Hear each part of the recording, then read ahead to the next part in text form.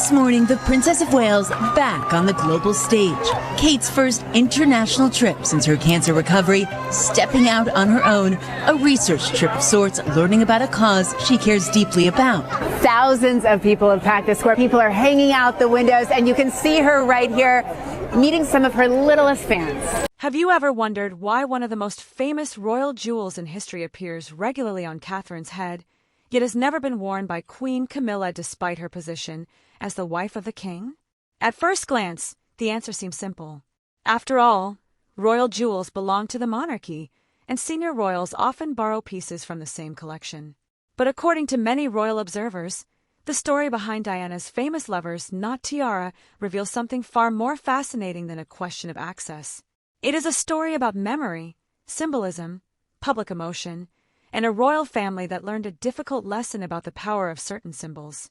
Decades after Princess Diana's death, one glittering tiara continues shaping decisions inside the monarchy, and according to supporters of the narrative, its journey from Diana to Catherine explains why some royal treasures carry far more than diamonds and pearls. According to many commentators, the mystery begins with an unusual absence. For years after Diana's death in 1997, the Cambridge lover's knot tiara seemed to disappear. It was not displayed at major state events. It was not regularly photographed, and it was not seen on another senior royal. Officially, nothing unusual had happened. The tiara had simply returned to the royal collection. Yet according to supporters of the narrative, the reality was far more complicated. The jewel had become emotionally inseparable from Diana herself. According to the story, Diana transformed the tiara into something unique during the 1980s and 1990s. Although the piece existed long before she wore it, public memory eventually fused the jewel and the princess together. Whenever people saw photographs of Diana attending state banquets, diplomatic receptions, or royal tours, the sparkling arches of diamonds and suspended pearls often accompanied her. Over time, the tiara ceased to be merely a royal heirloom. It became part of Diana's public identity. What made the situation especially sensitive was the emotional climate following her death. The country was grieving. The world was grieving, and public affection for Diana remained extraordinary.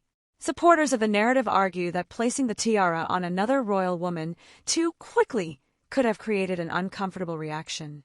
Not because anyone lacked the right to wear it, but because the public was not emotionally prepared to see one of Diana's most recognizable symbols associated with someone else.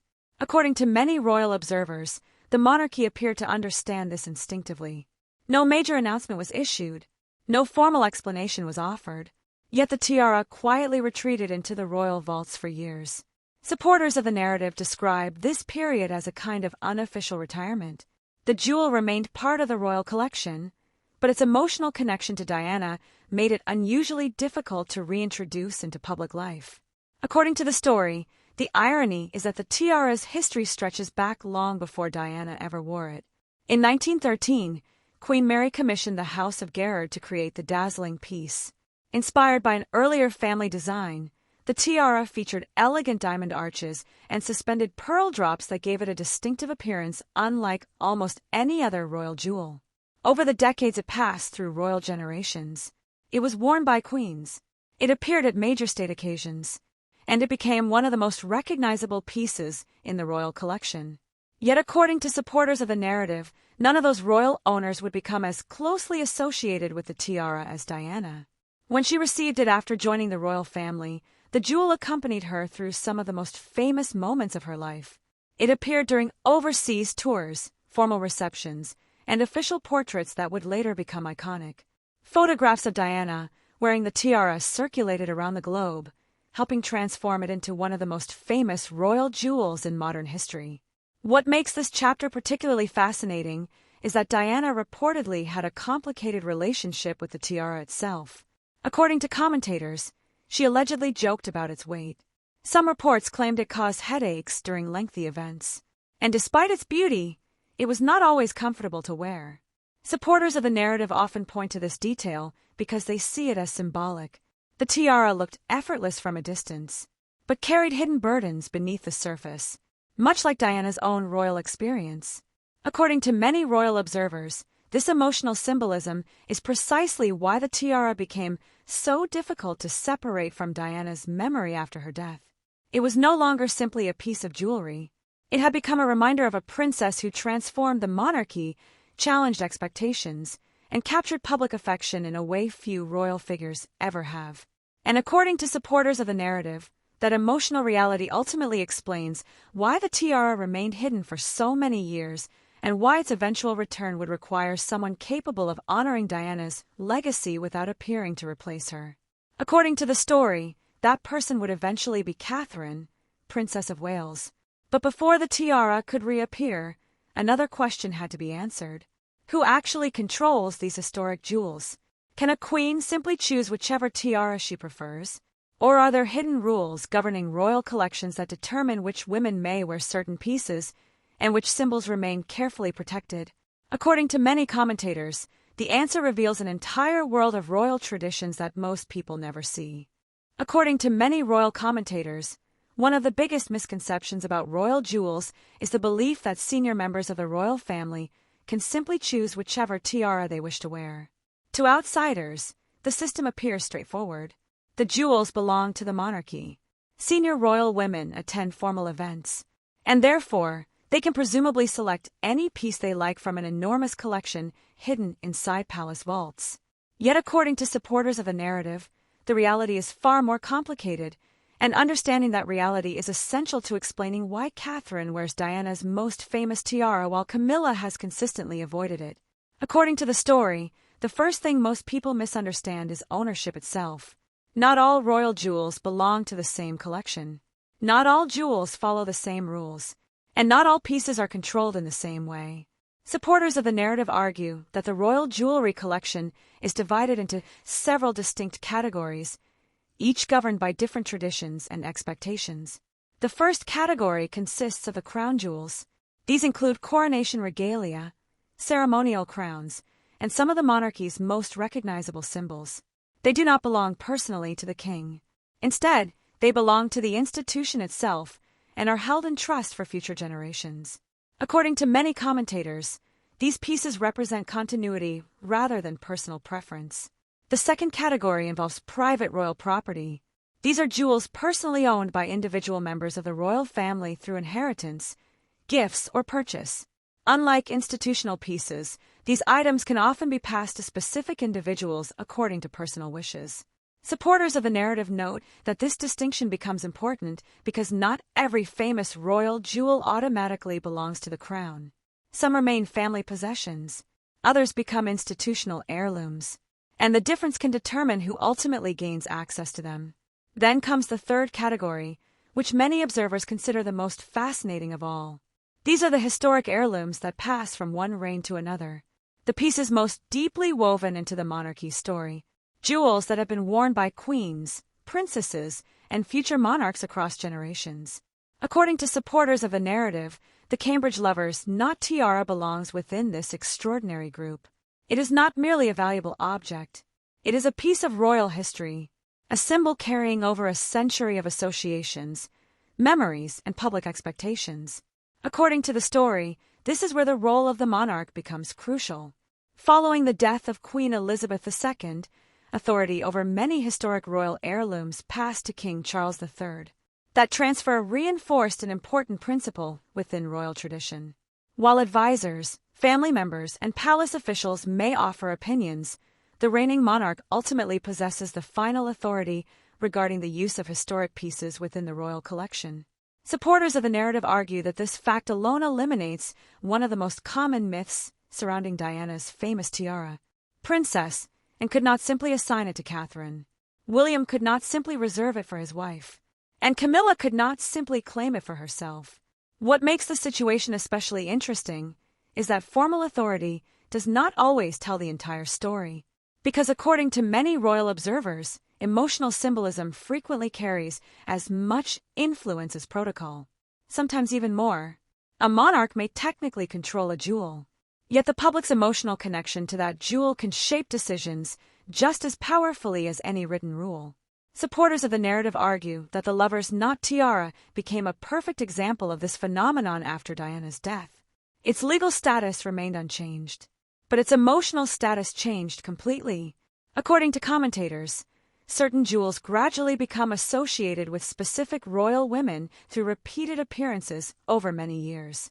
Queen Elizabeth II had her signature pieces. Queen Mary had hers. Diana had hers. Through countless photographs, state banquets, and public appearances, the lover's knot tiara became inseparable from Diana's public image. Every appearance strengthened that association until the jewel itself became part of her story.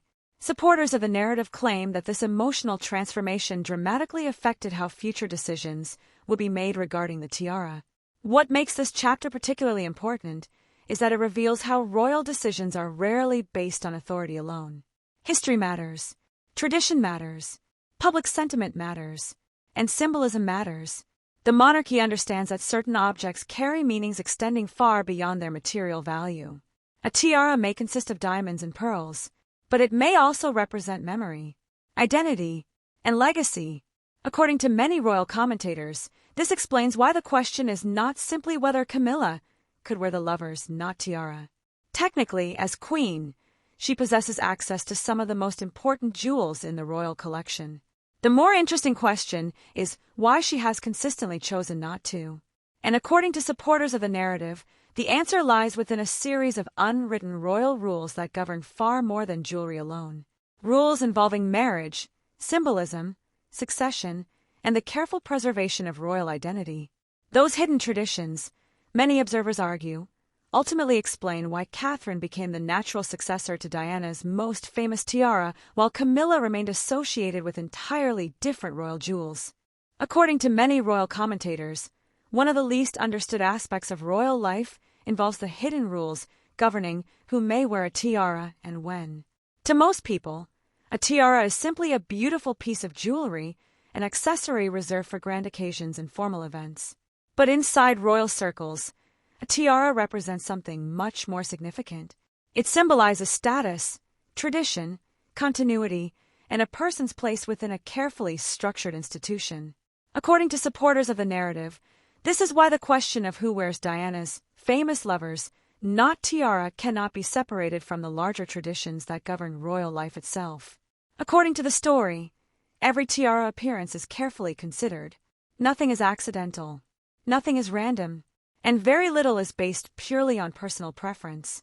The event matters, the dress matters, the historical significance of the jewel matters, and perhaps most importantly, the message matters. Supporters of the narrative argue that royal appearances function as a form of communication, with every detail contributing to a larger story about duty, continuity, and the future of the monarchy. One of the oldest traditions surrounding royal tiaras is their connection to marriage. For centuries, tiaras have symbolized a woman's transition into married life. Historically, they represented stability, commitment, and the beginning of a new chapter. Although modern society no longer views marriage in exactly the same way, the royal family continues observing many of these traditions. According to many commentators, this custom explains why even prominent young royals do not automatically gain access to the royal collection's most treasured pieces. Supporters of the narrative frequently point to Princess Charlotte as an example.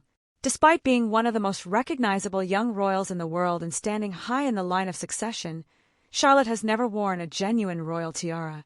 This is not because she lacks status or importance. Rather, according to tradition, royal women generally do not begin wearing major tiaras until adulthood and marriage. The rule is not always absolute, but it remains one of the most enduring customs within royal life. What makes this especially fascinating is that the monarchy often finds creative ways to respect tradition while adapting to modern expectations. According to the story, this balancing act became visible during King Charles III coronation. Observers around the world noticed Charlotte's elegant headpiece. At first glance, it resembled a tiara, yet it was not a historic royal jewel at all. Instead, it was a specially designed crystal and silver headpiece created by Alexander McQueen. The solution allowed Charlotte to participate in the grandeur of the occasion without formally crossing traditional boundaries. Supporters of the narrative argue that moments like this reveal how seriously the monarchy takes symbolism. Rules surrounding jewels are not maintained simply for the sake of restriction. They exist because royal appearances tell stories. Every piece communicates something about hierarchy, responsibility, and future expectations. According to many commentators, preserving those distinctions helps maintain the institution's sense of order and continuity across generations. According to the narrative, these traditions help explain why Catherine eventually emerged as the natural successor to Diana's most famous tiara. By the time she first wore the lover's knot tiara, she had already spent years establishing herself within the royal family. She had married Prince William, undertaken official engagements, represented the monarchy internationally, and demonstrated a careful understanding of royal expectations. Supporters of the story argue that her position made her uniquely suited to inherit the symbolic role attached to the jewel. According to many royal observers, Catherine's connection to William played an equally important role. Diana's legacy remains deeply connected to her eldest son, and by extension, to the woman who would one day stand beside him as queen. Supporters of the narrative claim that this relationship created a natural bridge between Diana's generation and the future monarchy. Catherine was not merely another royal woman borrowing a historic jewel. She was the future Princess of Wales and eventual queen consort, occupying a position closely linked to the role Diana once held. What makes this chapter especially significant is that it reveals how succession operates on more than one level. Titles are inherited, responsibilities are inherited, and sometimes symbols are inherited as well. Not through legal documents, not through official announcements, but through gradual public acceptance. According to supporters of the narrative, the lover's knot tiara eventually became one of those symbols. Its future was never determined solely by ownership. Its future was shaped by meaning. According to many commentators, this is why Catherine's eventual appearance in the tiara generated such a powerful reaction. The moment represented far more than a fashion choice. It symbolized continuity. It connected past and future, and it suggested that the monarchy had finally found someone capable of carrying the tiara's emotional legacy without appearing to compete with Diana's memory. Supporters of the narrative argue that this distinction proved essential because the public never wanted Diana replaced. They wanted her legacy respected. According to the story, that careful balance explains why Catherine's first appearance in the lover's knot tiara became one of the most significant jewelry moments of the modern royal era. After nearly 2 decades hidden from public view, Diana's most famous tiara would finally return. Yet the woman chosen to wear it would not attempt to recreate the past. Instead, she would begin writing a new chapter. And according to many royal observers, the extraordinary public reaction that followed revealed exactly why the palace had waited so long to bring the jewel back into the spotlight.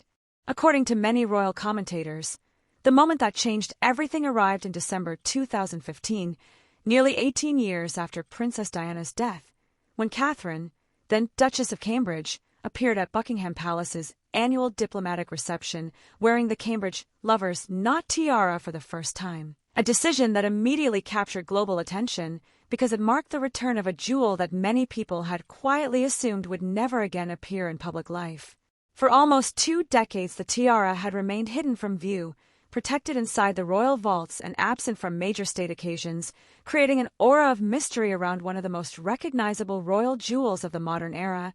And according to supporters of the narrative, its reappearance represented far more than a simple fashion choice because it signaled that the monarchy had finally found the right person to carry the tiara's legacy into a new generation. According to the story, Catherine's selection was viewed differently from how the public might have reacted had another royal woman worn the piece. Timing mattered, context mattered, and Catherine's reputation mattered. By 2015, she had spent years establishing herself as a respected and dependable member of the royal family, carefully balancing modernity with tradition while avoiding many of the controversies that often surround public life. And supporters of the narrative argue that this patience played a crucial role in preparing the public for the return of Diana's most famous tiara, because Catherine was not perceived as attempting to replace Diana or compete with her memory, but rather as someone respectfully acknowledging the legacy of the woman who came before her while quietly building her own identity within the institution. According to many royal observers, the reaction was immediate and extraordinary. Newspapers across Britain published side-by-side photographs. Television commentators discussed the symbolism, and social media filled with comparisons between Catherine and Diana. The same elegant arches of diamonds, the same luminous pearl drops, and the same jewel that had once accompanied Diana during some of the most famous moments of her life. Yet supporters of the narrative argue that the public response revealed something important. People did not see Catherine as trying to become another Diana. Instead, they saw her as honoring Diana's place in royal history while carrying forward a different chapter of the same story. That distinction, according to commentators, proved absolutely essential because public affection for Diana remains one of the most powerful emotional forces in modern royal history. Any attempt to imitate her too closely would likely have generated criticism and discomfort. Catherine's approach was different. She embraced the symbolism without attempting to recreate the personality behind it. She wore the tiara, but she remained unmistakably herself. As a result, supporters of the narrative argue that she achieved something very difficult. She respected Diana's memory without becoming trapped inside Diana's shadow. From that moment forward, the lover's knot gradually became Catherine's signature tiara. It appeared at diplomatic receptions. It appeared during major state visits. And it appeared at some of the most prestigious events attended by members of the royal family. With every appearance, the association between Catherine and the tiara grew stronger. At the same time, the connection between Diana and the jewel remained intact. Rather than replacing one association with another, the tiara appeared to carry both simultaneously. According to supporters of a narrative, this delicate balance explains why the arrangement has been so successful. What makes the story even more fascinating is what did not happen. Queen Camilla never wore the tiara, despite becoming queen, despite having access to the royal collection, and despite possessing the authority and status necessary to borrow some of the monarchy's most important jewels. According to many royal commentators, this absence cannot be explained by protocol alone because there is no known rule explicitly preventing Camilla from wearing the lover's not tiara. Technically, the possibility exists. Yet year after year, major royal occasions passed without the tiara appearing on Camilla's head, leading many observers to conclude that something far more subtle was influencing these decisions. According to supporters of the narrative, the answer lies in public perception. Camilla spent decades rebuilding her public image, years overcoming controversy, years earning acceptance, and years establishing herself as a respected senior royal in her own right. Supporters of the story argue that wearing Diana's most iconic tiara would risk reopening old debates that the monarchy has spent decades trying to move beyond, because regardless of official protocol, the lover's knot remains emotionally connected to Diana in the minds of millions of people around the world. The headlines would not focus on jewelry. The headlines would focus on Diana.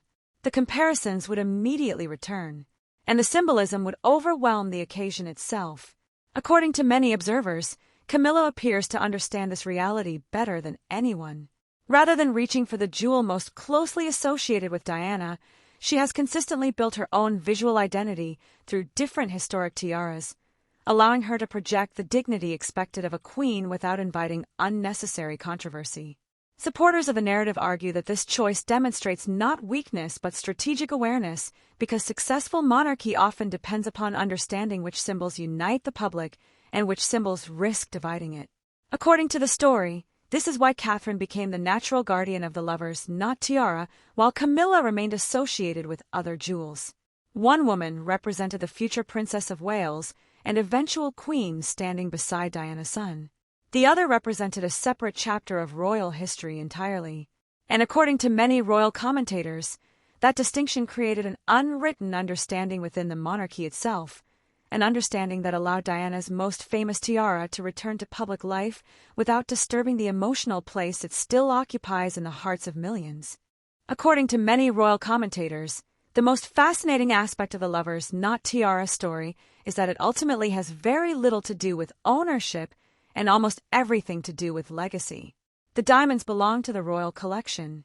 The pearls belong to the royal collection. And the authority governing the jewel ultimately rests with the monarchy itself. Yet according to supporters of the narrative, none of those facts explain why the tiara carries such extraordinary emotional weight. What truly matters is the story attached to it, because over the decades the lover's knot ceased being merely one of many royal heirlooms and became one of the most recognizable symbols associated with Princess Diana. According to the narrative, this distinction explains why the palace has handled the tiara with such care. The monarchy understands symbolism. It understands public memory, and it understands that certain objects become inseparable from the people who wore them. Supporters of the story argue that the lover's knot occupies exactly that position. When people see the tiara, they think of Diana. When they see photographs from state banquets, they think of Diana. And when they remember some of the most iconic images of modern royal history, the tiara is often there. According to many observers, this emotional connection helped shape a quiet palace strategy that unfolded over many years. Rather than placing the tiara on multiple royal women and gradually weakening its association with Diana, the monarchy appeared to move cautiously. The jewel remained hidden for nearly 2 decades. Then it reappeared on Catherine, a royal figure uniquely positioned to honor Diana's legacy while also representing the future of the institution. Supporters of the narrative argue that this approach allowed the monarchy to preserve continuity without provoking unnecessary controversy. What makes this strategy especially interesting is that it reflects a broader lesson the royal family allegedly learned after Diana's death. Public sentiment matters, historical memory matters, and emotional symbolism can sometimes matter more than protocol. A queen may possess the authority to wear a particular jewel, yet wisdom may suggest choosing a different one. According to supporters of a story, this understanding helps explain Camilla's approach. Throughout her years as queen consort and later queen, Camilla has consistently developed a distinct royal identity built around different heirlooms and different symbols. Rather than competing with Diana's memory, she has largely allowed those associations to remain where the public expects them to remain. Many commentators argue that this decision has helped her avoid reopening debates that once dominated public discussion for years. According to many royal observers, the future of the lover's not tiara now appears clearer than ever. Catherine has become its modern face. The public accepts her wearing it. The symbolism feels natural, and each appearance strengthens the connection between the jewel and the future queen. Supporters of the narrative argue that this transition happened not because Catherine attempted to inherit Diana's image, but because she spent years earning public trust on her own terms. That distinction remains crucial. She did not replace Diana. She followed her. And according to the story, the public understands the difference. What makes the ending of this story particularly powerful is the realization that the tiara itself has become a bridge between generations. It connects Queen Mary, who commissioned it. It connects Diana, who made it famous, and it connects Catherine, who is carrying it into the future. Few royal jewels possess such a rich combination of history, emotion, and public recognition. According to supporters of the narrative, that is precisely why the lover's knot remains one of the most important pieces in the entire royal collection. According to many commentators, the ultimate lesson is simple. The story was never really about why Camilla could not wear the tiara. Because technically she could. The more important question is why she chose not to, and why Catherine became the person entrusted with its modern chapter. The answer, supporters of the narrative argue, lies in understanding that some royal treasures transcend ownership. They become symbols, they become memories, and they become part of a larger story that future generations are expected to preserve. According to the narrative, that larger story is Diana's legacy. Nearly 3 decades after her death, her influence continues shaping decisions, symbolism, and public perceptions within the monarchy. The lover's knot tiara remains one of the clearest examples of that enduring impact. It sits in the royal vaults as property of the crown, yet in the minds of millions around the world, it will always carry a special connection to the people's princess. And as Catherine moves closer to her eventual role as queen, many observers believe the tiara's future is already written, not as a symbol of ownership, but as a symbol of continuity. So what do you think? Was Catherine always the natural choice to wear Diana's most famous tiara, or could Queen Camilla have worn it without controversy? Share your thoughts in the comments below. If you enjoyed today's video, don't forget to like, subscribe, and turn on notifications so you never miss our latest coverage of Catherine, Princess of Wales, Diana, Princess of Wales, Queen Camilla, and the fascinating history behind the British royal family's most iconic treasures. Thank you for watching, and we'll see you in the next video.